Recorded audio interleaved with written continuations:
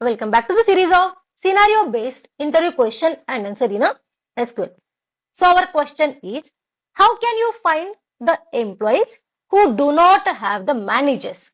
Okay, for that we have these data EMP info table here, where we can see multiple columns like employee ID, name, department ID, salary, join date and manager ID. And we want to find out those employees who do not have the manager. Okay, so first we will see the data by using the select query. So select star from EMP info. Run this. Now we can see one manager ID here, and at two entries we can see null here.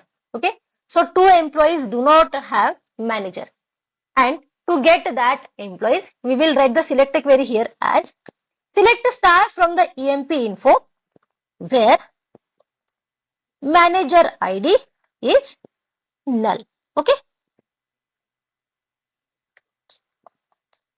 is null. Now hit execute.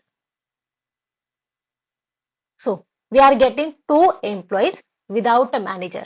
So like this, by using the where clause, we get the required data as per our condition. Till then, stay tuned for the upcoming questions. Thank you.